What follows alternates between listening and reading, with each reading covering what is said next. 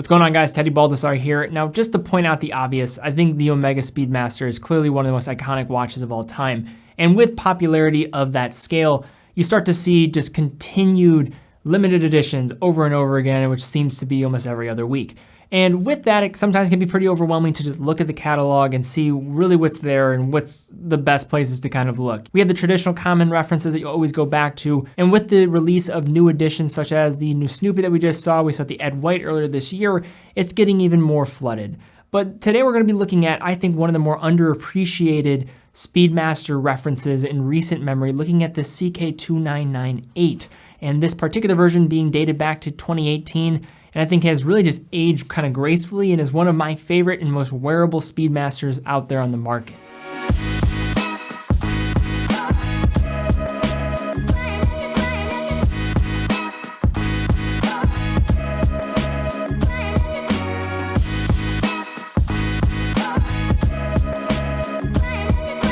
All right, guys, now before we get into this video, very big announcement, very excited about this.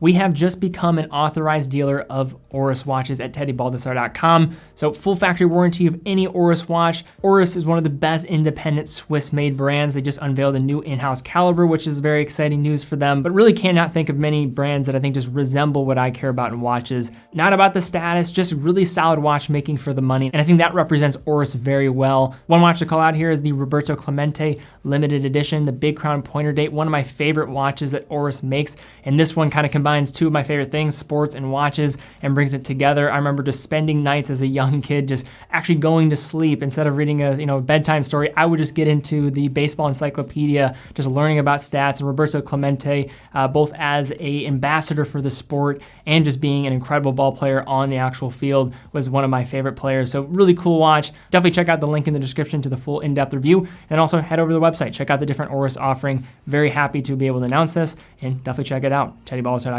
But now jumping back to Omega. Now, the Speedmaster has been a watch that really has embodied the idea of exploration and going to that new frontier beyond our atmosphere, even shortly after its introduction in 1957. I think many are familiar with the Speedmaster story and its connection to the Apollo program, but one of the more overlooked backstories, in comparison I should at least say, because it still is pretty well known, is with the first Omega in space that actually made its way onto the wrist of a NASA astronaut in 1962 during the Sigma 7 mission of the Mercury program. At that point, the watch was actually not commissioned to be actually worn during that mission, but was actually a personal watch that made its way aboard the spacecraft during the mission. The reference was the CK2998. It was a watch that was introduced first in 1959 and really was the watch that helped open the door for the Speedmaster and becoming the watch of the Apollo program and really becoming the icon that it is today. Now, jumping ahead to a more modern day, this watch has been reimagined in a contemporary format quite a bit in the last decade. First with the first Omega in space in 2012 that has now become a fixture in the Omega catalog, being known for its wearable case format. In 2016, the CK2998 was given a further modern refresh with a blue accented dial, a tachometer bezel in ceramic, and a lollipop second hand. It was a limited edition release, or at least was called that, with a total amount of volume here at 2,998 pieces to kind of pay tribute to the actual reference name, and is easily one of my favorite Speedmasters of recent memory. But 2 years ago, following the success of that model, we saw the release of another model that we are going to be actually showcasing today, with another limited production model of 2,998 pieces again. Don't know if we can call that a limited edition, with a Panda style dial that plays into a more driver, I'd say, style than more of a space travel type of chronograph, with accents of red, with the second hand, a pulsometer scale, and one of the most wearable cases of any Speedmaster on the market that maybe is not offering the same amount of hype as, say, like the current Ed White, for example, or more of the relative affordability of some of these Speedmaster racings or Reduce, but it's still a great watch to look at and are still pretty readily available on the secondary market at decent prices. Now, first looking at a rundown of the specs here, we have a case size of 39.7 millimeters, thickness of 14 millimeters, lug width of 19 millimeters, lug to lug of 47 millimeters, water resistance of 50 meters. Movement is a manual Omega 1861, bezel is ceramic, and crystal is sapphire. First, looking at this piece on the wrist, we have an absolute winner for my wrist size, and really is one of the main reasons why I absolutely adore this piece. It's just coming in at under 40 millimeters at 39.7 millimeters in that first Omega in space case style. It has a manual wound movement within, which is going to help this one clock in at 14 millimeters flat when measuring with my calipers there, and a lug to lug of 47 millimeters. Now, there's a lot of talk about the wearability of many Speedmasters out there on the market, and I think many of them fall victim to wearing a little bit too large for my personal liking, but this one has kind of that classic fit in its wear. It does offer a solid amount of presence, but doesn't overstep in any aspect. The lug to lug and case size are self-explanatory, pretty conventional in terms of those dimensions when combining them together. 40 millimeters with 47 millimeter lug to lug, pretty standard there. The only point that I think is worth mentioning here is that 14 millimeters in terms of thickness could be a little bit thinner, but I will say this one appears much smaller than that on the wrist. Given the faceting of the case and breaking apart the different elements of its total construction, it's going to be a joy to wear, and really I think Omega is very good at this compared to other brands, say like a Tudor, for example, with kind of that more slabbed off side that's going to make their watches appear thicker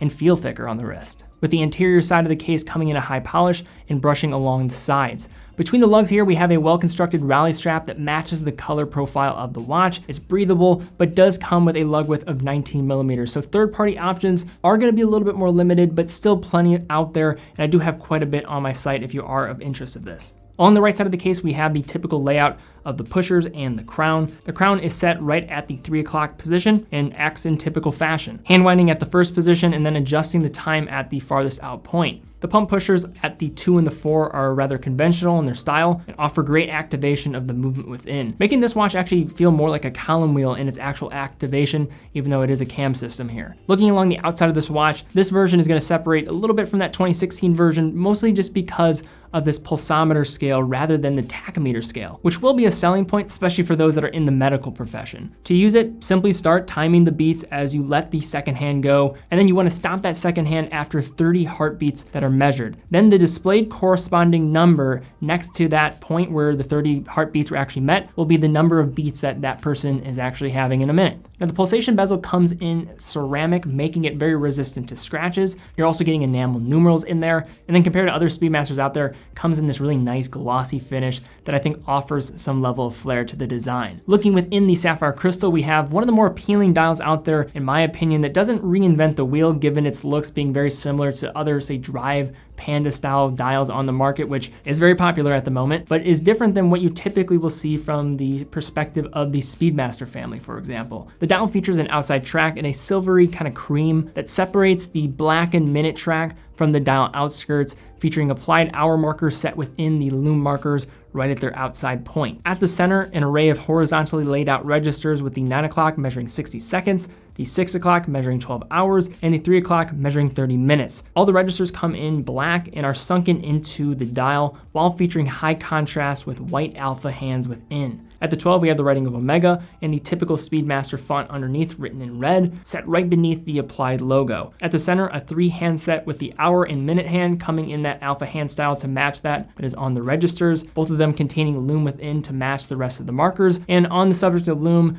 this one shines just kind of adequately given just the limited amount of surface area where these are actually applied. And in addition to that, does not feature lume on the actual pulsation scale, unlike the 2016 version. At the center though, we do have kind of the cherry on top of this piece, which is that splash of red with that varnished second hand. Its eye-catching color when casting over the dial elements underneath really helps with legibility, and I think just furthers this watch's uniqueness among the rest of the Speedmaster watches in the busy Omega catalog. Now flipping over the Speedmaster CK2998, we have a closed case back featuring a familiar hippocampus at the center within a textured dotted design. Within the case back though, we have a very popular Speedmaster movement, the manual 1861. Now this caliber replaced the 861 back in the 1990s, in the late 1990s, and has remained a fixture in terms of a Speedmaster movement within the family. The movement features a lateral clutch and is cam activated, being based on the legendary chronograph caliber from Lemania, the 1873. This movement is going to operate at 21,600 vibrations per hour, or 3 hertz, and